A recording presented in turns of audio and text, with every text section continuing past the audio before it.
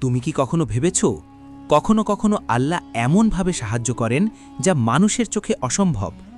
আজ আমি যে গল্পটা বলবো সেটা এমন একটা অলৌকিক ঘটনা, যেদিন রাগে উন্মত্ত সৈন্যদল ধেয়ে এসেছিল, কিন্তু সমুদ্র নিজেই দুভাগ হয়ে নির্যাতিত মানুষদের জন্য রাস্তা বানিয়ে দিল। হ্যাঁ, আজ গল্প বলছি মুসা আলাইহিসসালামের সেই অলৌকিক মুহূর্তের, যা আজও মানুষের হৃদয়ে আলো জ্বালায়। প্রাচীন মিশর, যেখানে ছিল স্বর্গের মতো প্রাসাদ, কিন্তু সেই সৌন্দর্যের আড়ালে লুকিয়েছিল ভয়ঙ্কর এক অত্যাচারী ফিরাউন। তার একটাই দাবি, আমিই তোমাদের প্রভু। মানুষকে সে দাস বানিয়ে ফেলেছিল, একটা জাতিকে দিন-রাত পিষে পিষে কাজ করাতো, যে জাতির নাম বানি ইসরাইল। তাদের কান্না আকাশে উঠত, কিন্তু ফিরাউলের প্রাসাদের দেয়াল ভেদ করতে পারত না।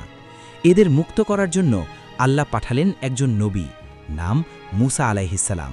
মুসা আলাইহিসসালাম মানুষের মন ভাঙা কণ্ঠে বলতেন, ধৈর্য ধরো, আল্লাহ আমাদের সাথে আছেন। আর মানুষ তাকে দেখে আশা ফিরে পেত। একদিন আল্লাহর হুকুম এলো, হে মুসা, আমার বান্দাদের নিয়ে বেরিয়ে যাও।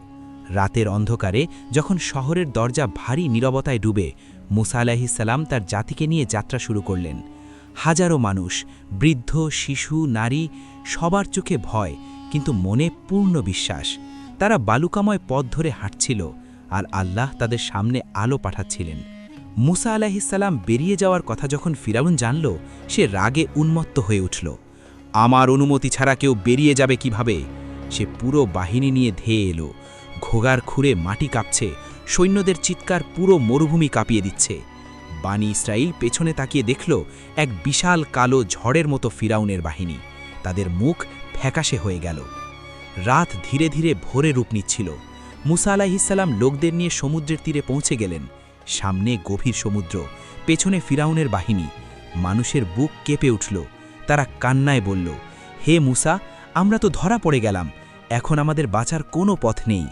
মুসা আলাইহিসসালাম শান্ত গলায় বললেন, না, আমার রব আমার সঙ্গে আছেন, তিনি আমাদের পথ দেখাবেন। মানুষের কান্না, ভয়, চিৎকার সব মিশে গেছে সমুদ্রের গর্জনে।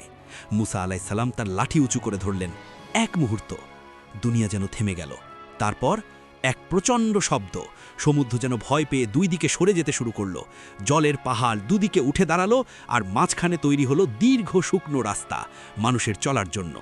সেই দৃশ্য দেখে মানুষ কাঁদতে কাঁদতে বলল, এটাই আল্লাহর সাহায্য।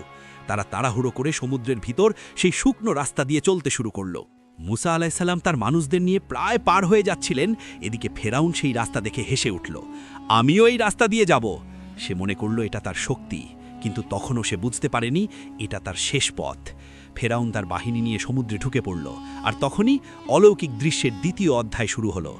যখন শেষ মানুষটি নিরাপদে পার হয়ে গেল, আল্লাহর হুকুম এলো। সমুদ্রের দেয়াল দুদিকে কাঁপতে লাগলো।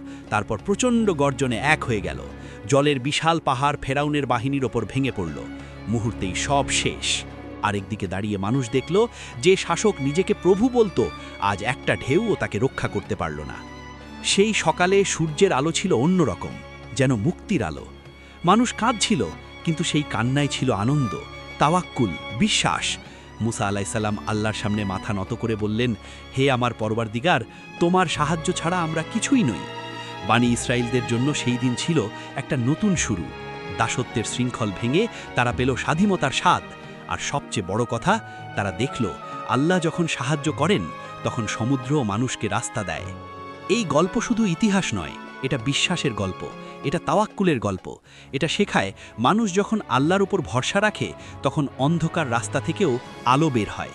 সমুদ্র তখন পথ দেখিয়ে দেয়, আর অসম্ভব সম্ভব হয়ে যায়।